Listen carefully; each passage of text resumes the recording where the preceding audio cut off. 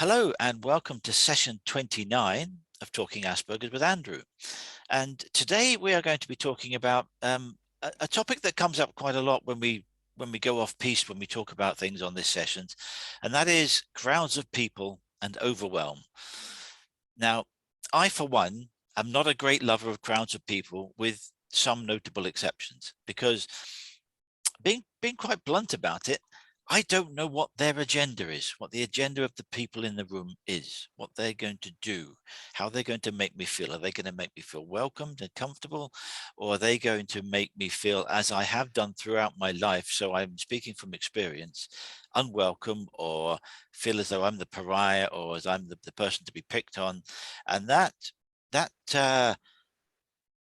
sense of uncertainty about how you're going to be greeted and viewed when you walk into a room of people puts me on edge, and I immediately have my defensive mechanism on full alert, so that I try not to get myself too hyped up about the expectation.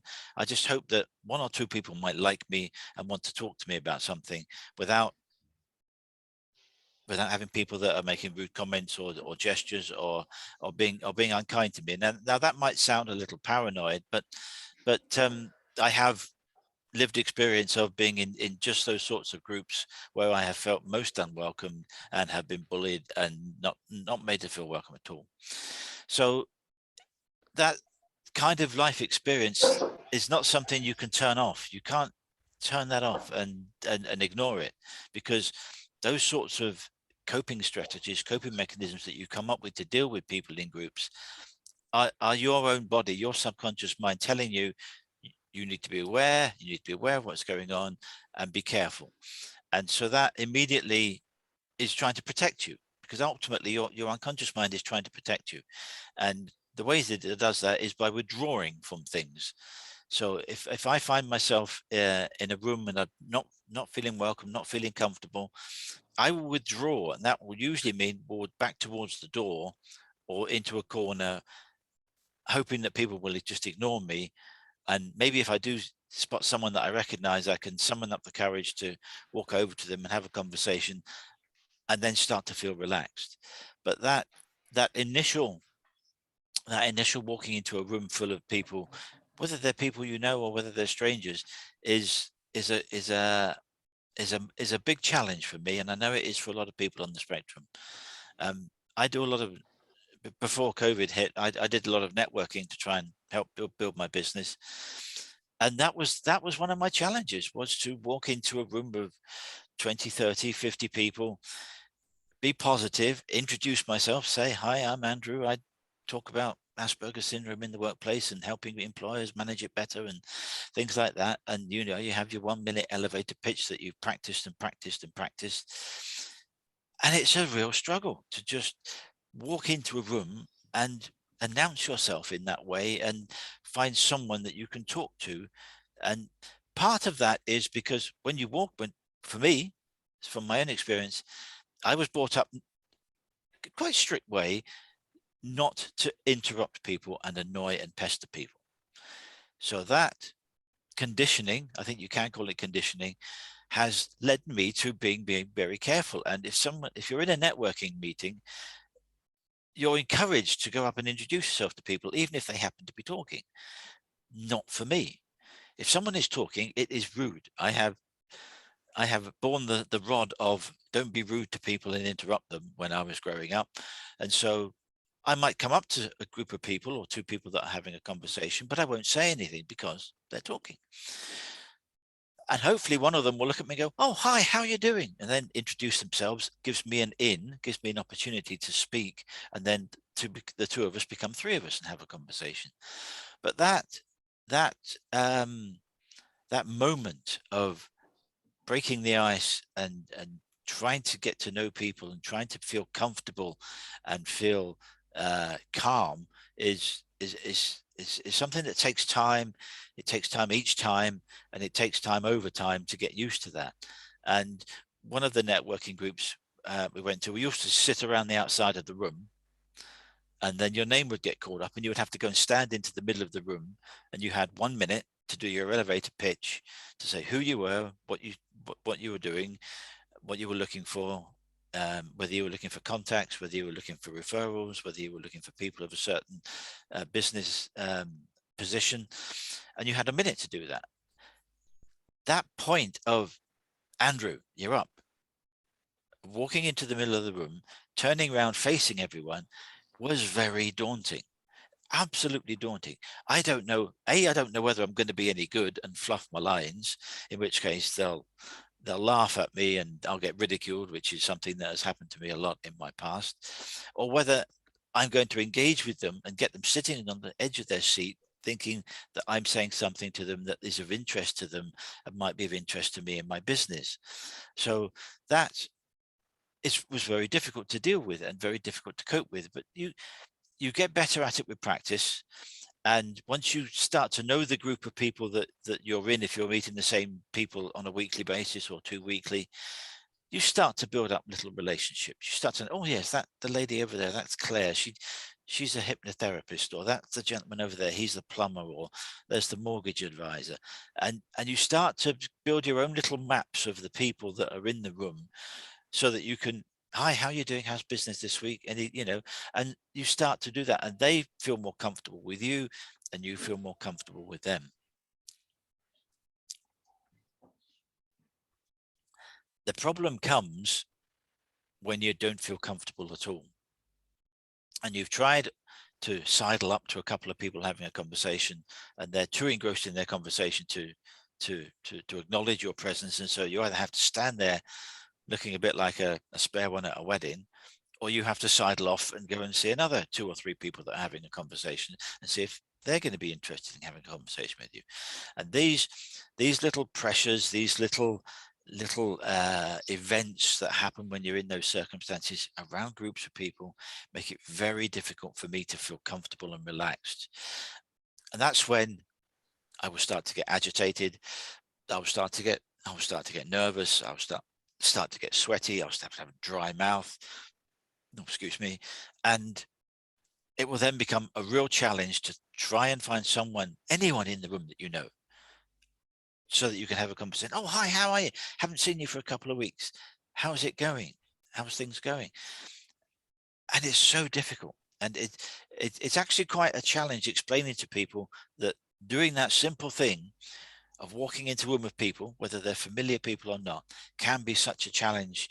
And it's not just people who have Asperger's or autism, but there are people of a nervous disposition, people with agoraphobia, people with other phobias about being around people. So it's not just the neurodiverse community. There are other people who struggle with being around people in groups, and what they do and how they're going to feel, because ultimately the way that my body, my mind, my brain works is, if I've been somewhere and I've been made to feel welcome and I'm comfortable, I'm quite happy to go back. I will feel though, yes, this is a group of people, a situation, a circumstance where I'm comfortable, and I'd like to go back and know more about what they do. And, is there any way either I can help them, or maybe some of them can help me in what I'm doing?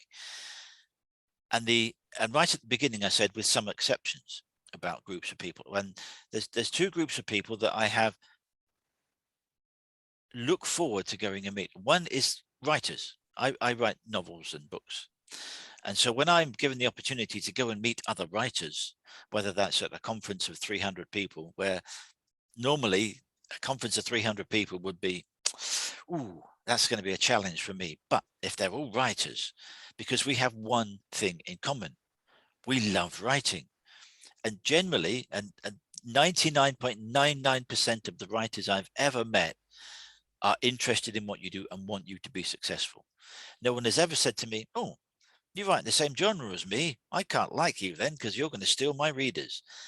Doesn't happen. It does not happen.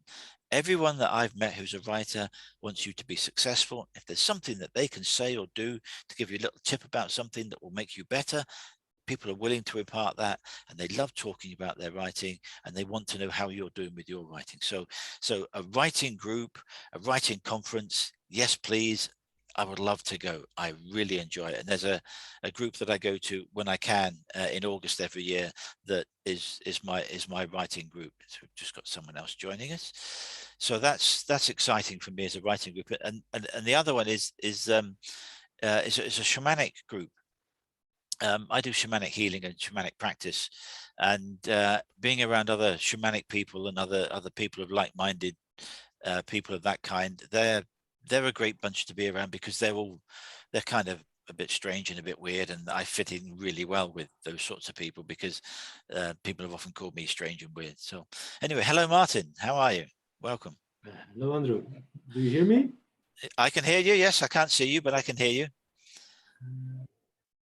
I hope you're okay with me recording today's session. Hi. No problem. Thank you very much. So I'll just do a very quick recap. What I've been talking about is being in groups of people and overwhelm.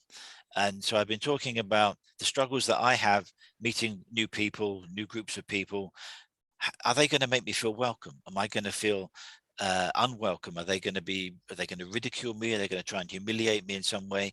And that's from my life experience that I've had with other people, in that I have been in those positions at college and various other places, and some places I've worked where I haven't felt welcome, and I have been victimized and bullied and things of that nature. So I was just giving a couple of examples of places I do like to go. And so what I was going to ask those on the call today is what their experiences are of meeting people in groups, and whether you actually get to the point of overwhelm, which could lead to a meltdown, and how if you do cope, and how you do cope, what are your coping strategies for those sorts of situations? And so I'll open the floor up to anyone to contribute. Yeah, well, I do that. I have people could have this, but I do have this. I can only speak for myself. Certainly when you go to larger crowds, or but it's a bit of an how would I say, an functional social mask you have to put up, because at the end is who cares? Who cares what they think? Who cares what they do? As long as you can get your objectives from why you're going there. I focus on that, because otherwise you keep on dwelling to other ideas, and it's fruitful imagination, I think, which is, and most of people I see from what I know is a lot of intelligent people have these issues. I'm not speaking of IQ, not of people who read a lot of books. Those are mostly emotional, complete invalid, but people with a more spiritual and psychological intelligence, who suffer quite a lot from that. Yes, I see. Yeah, I think you make a good point there, that that we do put a mask on. We absolutely do put a mask on when we go to places. Yeah, and you wear a different mask for different situations.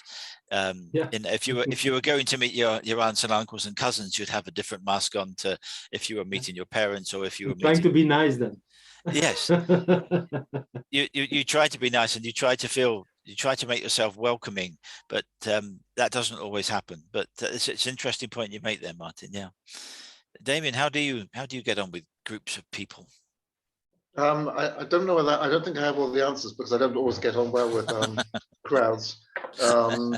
If I'm in a situation where we have a common interest, for example, situations, for example, I was at a conference a couple of years ago on a subject, it's to do with seaweed, seaweeds, and it was a subject that I'm interested in.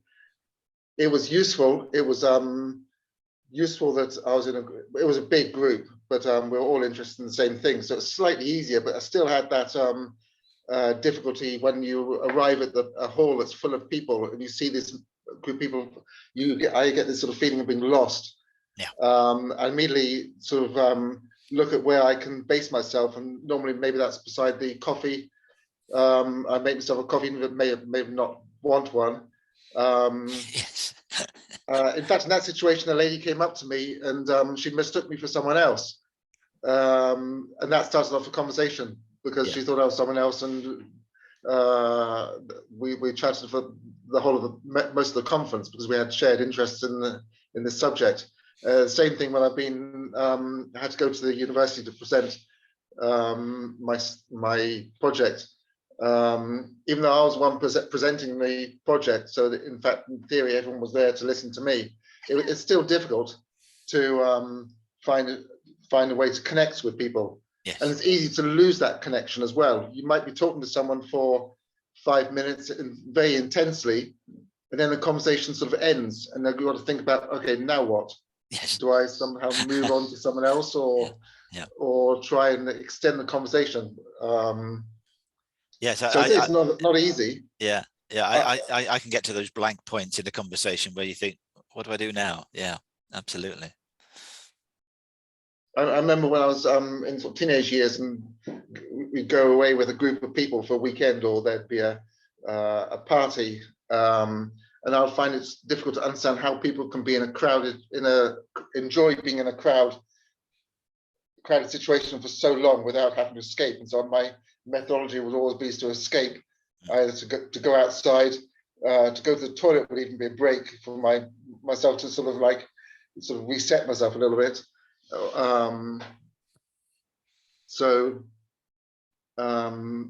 Yeah, but crowded rooms, it is difficult, and it's something I always feel I have to work on. So I never feel 100% comfortable, but it's something you have to be constantly working. Okay, what's going to happen now? Yeah. Whereas other people, I think, seem to find it very easy to be in that situation. Yeah, yeah. There are some people who are natural crowd workers of a crowd, or so yeah. Yes, so it can be very draining. So afterwards, I feel like I need a holiday. Yeah. For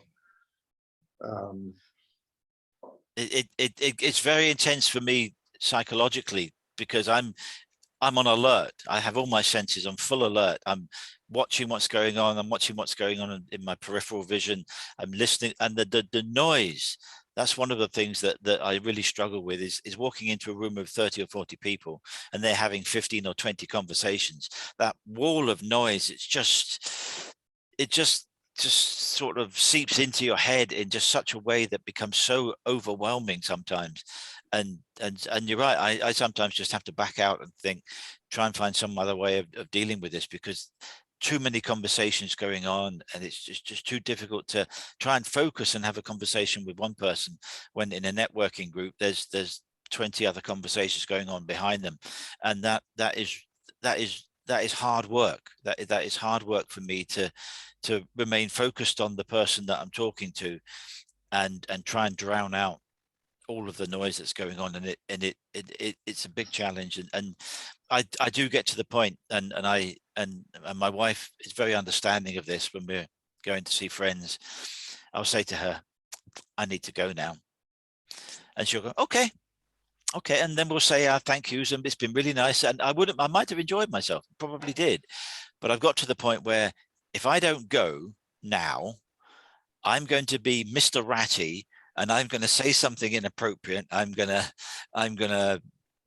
offload on someone that is completely unwarranted, but I will get to the point where I have got to get away from my own sanity, for my own safety, for my own peace of mind. I need to get away. I need to go and sit somewhere quietly. And the first place for that refuge is in the car, because if you're leaving somewhere, you usually got to go going back in the car to go back home. So that first point of refuge is my wife and I getting back in the car. I can breathe, I can calm down, I haven't got all the noise that's going on. And I remember one time before I was diagnosed with Asperger's, I was at someone's house, my girlfriend at the time, and her parents came round on, this was Christmas Day or New Year's Day, and I'd cooked dinner. I think it was New Year's Day. And then all the family got the board games out, and we started playing board games, you see, and it was going really well, and everything was going fine, apart from the fact that no one was really paying attention to the game and playing by the rules, and people kept cheating or just mucking about, and I was getting really uptight. And one of the things that you had to do when you got a certain card was there's a piece of plasticine, and you had to make a little mold of a model of something, an ogre or a monster or something. And and I'd got to my point. I had reached my limit, and someone said something, and I just picked this piece of plasticine up and threw it at the wall, and it went over the top of people's head, hit the wall, and everyone, and my girlfriend's parents said, "Well, I think it's time for us to go now," and everyone just left, leaving me and my girlfriend and her kids. And it's like, "Andrew, what have you just done? I'm sorry, but it was too much for me. Why don't you play in the game and play by the rules?" And that was quite a shock that I got to the point where I just lost control of what I was doing and threw this piece of plasticine across the room. Yeah, I that wasn't my greatest moment. Go on, Martin. No. What I do notice is 2 points every time, and I see this in my girlfriend too. She's African, but she has the same. It's an overload in impulses. It's not being able of handling anymore, and then getting to a point where you lose the proper control. Yes. She has this a bit the same. Yeah. I don't know it's the same source, but it's an out of control reaction. We're working on that because for sure it's not fun to live with. No. And as a partner, you break or you bend, one of the two, or you start solving the things. And we're trying to dig deep to this point why the trigger is happening, because the why is important there. Yes. Because otherwise you're afraid for your own dark zones, for your own places where you don't have control anymore. Yeah. And you're gonna suffer from that. The Bible tells you, the Hindu is telling you that, the Four Noble True Wisdoms. But it's that point of control where that is the trigger. There we're trying to go to eliminate the fear. When she's getting control, so the whole mechanism, I call it a vicious circle. Yes, right? It's a kind of circle. It is. The bootstrap, because it's a bootstrap, bang, boom, boom, boom, boom, boom, and we're gone. It's getting softer. It's not getting that out of control. We can talk, we can communicate, and it's getting it's piled off. You see what I mean? Yeah, that's where that's the point when I say to my wife, we need to go now. Can we go now? Yeah. Rather than if I stayed, I would lose control. I would say or do something completely inappropriate, completely over the top, and other people would call me rude, and they'd probably be right. I would probably say something outrageous or rude or swear or shout, completely losing control of normal bodily function to the point of I've got to get out of here, because if I don't get out of it, I'm going to explode, and it's not going to be pleasant. And so my wife and I understand that, and she sometimes says to me, "Are you okay?" And that's code for I'm sensing that you're getting close to your point.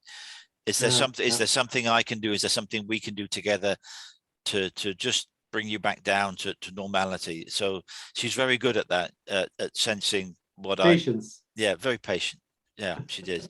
And it's important that those around you understand that you're not doing that deliberately. You're not.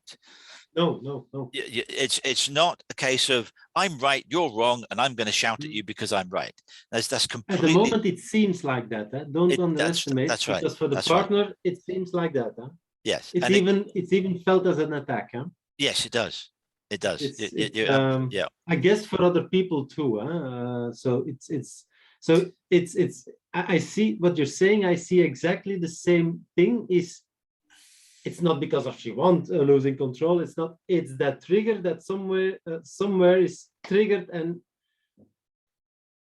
then we need, like your partner maybe said, well, let's get out, let's find some zen, some Yeah. focus. Yeah. Uh, Yeah. uh, Yeah. Or having a break. So Yes. sometimes I feel I just need a break from someone. Yeah. I had a if your partner understands that, it's good, and then they say, okay, it's okay, they're not talking to me because they need that sort of time when you get the sensation that everything's building up inside you and you need to have a break. Yeah.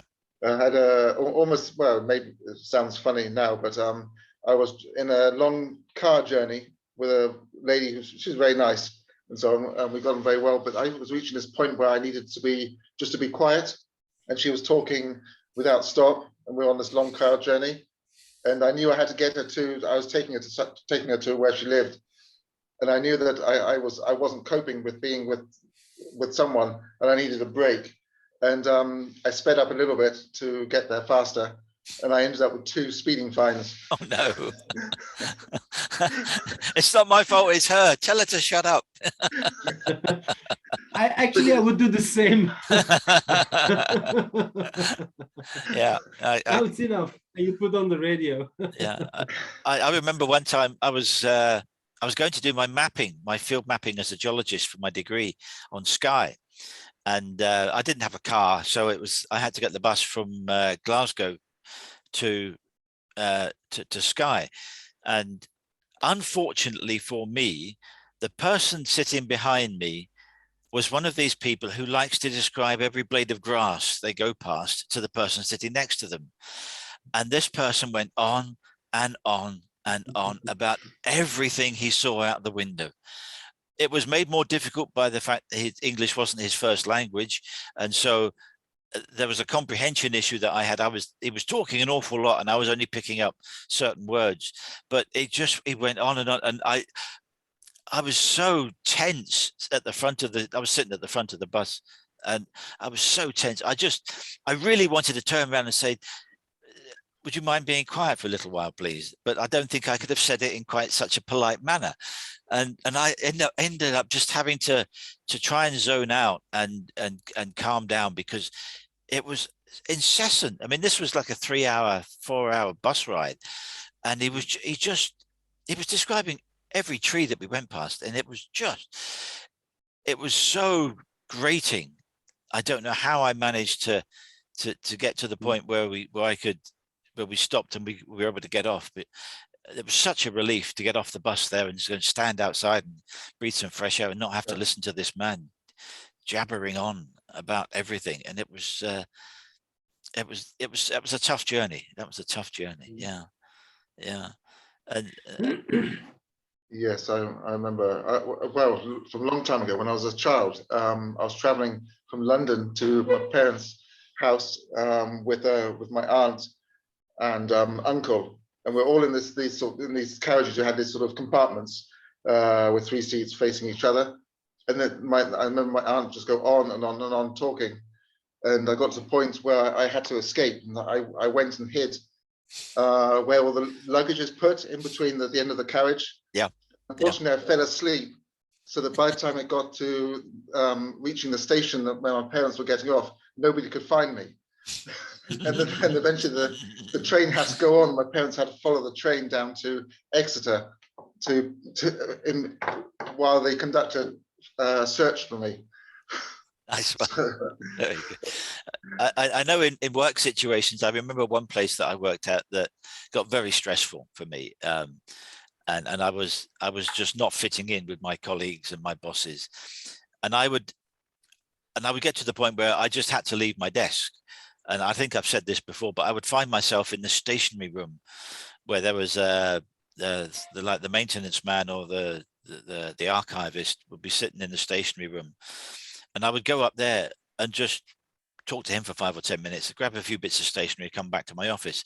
But that having to get away was absolutely paramount. And it didn't matter where I went, whether I went and stood outside the office, if it was a nice sunny day, or I went to the toilet and sat in the toilet for 10 minutes just to get away. I just had to get away. And there were so many times where I was so stressed out, I'd actually find myself in a corridor on one of the floors in the building, and I didn't know where I was or why I was there. And whether that point was where I was supposed to be. I was really stressed out. And in the end, you just have to try and find ways of coping that now I realize with the Asperger's were just coping strategies, coping mechanisms that were ways of preventing me from losing that control and having an issue and being the cause of a problem in the office, which would then have been disciplinary and the directors getting involved, and you would have, had written warnings and all that sort of stuff. So you didn't want to get to that situation, but you still had to get away from the immediate vicinity with one of two of your colleagues who were just driving you nuts. Particularly, and what would be the solution then? The solution was for me to get away and calm down and then come back.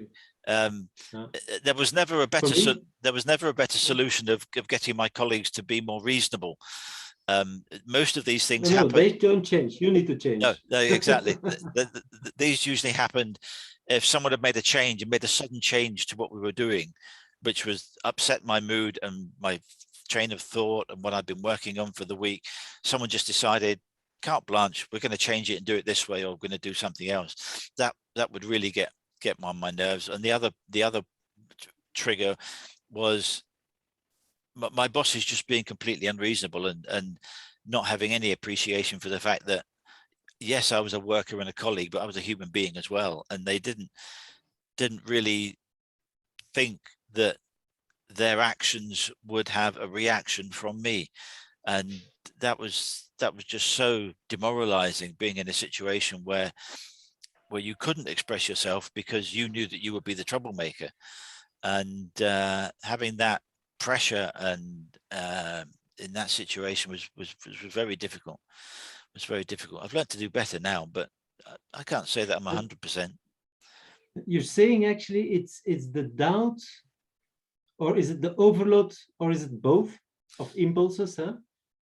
Well, because honestly, for me, what helps for me most times, because sometimes I need to go to crowded and then it's more for a work relation, is I keep it. If I have in my mind a constant focus on a thing, not a thing, but a concept. So I call it my inner energy or whatever. But this focus keeps me actually the line between what's going out and inside, and prevents you from, in my case, prevents you from panicking in there. Yeah. It's like a lamp in the darkness, but you keep on this lamp because that's the only way you can see. Yeah, for me, it works like that. No, I and it's a constant work. I honestly, Yeah. I started that when I was 10 years, because I really felt horrible in these situations, and I know that it's a focus issues and afraid of your own limits. I would say it like that a bit, limits, and not knowing who you are after that. It's first of all, it's something I've been doing quite a long time. It's a work on myself. It's not to be the perfect, but it's to be in how would I say, in harmony with yourself. You need to do the things you need to do, not what you want to do. That's another discussion. And step by step, actually eliminating these dark zones, because this is what makes you unstable, made me unstable. This is really the source of my pain at the time. I was talking about the Four Noble Truths of Hindu. First, knowing you're in pain. Second, knowing that pain can be solved, can be managed, can be done. Then knowing once you don't have the pain anymore, you're ready and you have harmony in your mind.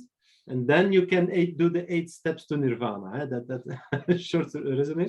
It works like that. Yeah, I think it's really, you found something that works for you. And I think that's really important.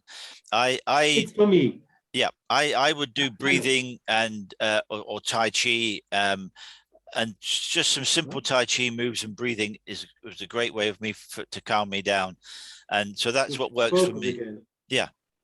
That's So, the thing you need to find somewhere then. You do. You need to find something, and it can take a long time. I mean, it can take a long time to find. It is mental training, and listening to your body and listening to your mind is very important. That you find what works for you. And I say the breathing and Tai Chi works well for me. Yeah, I find well, if I'm in a conference, I find a few things help me. One is to have a list of my objectives in that, whether it's a list of people I need to speak to, what I want to get out of it.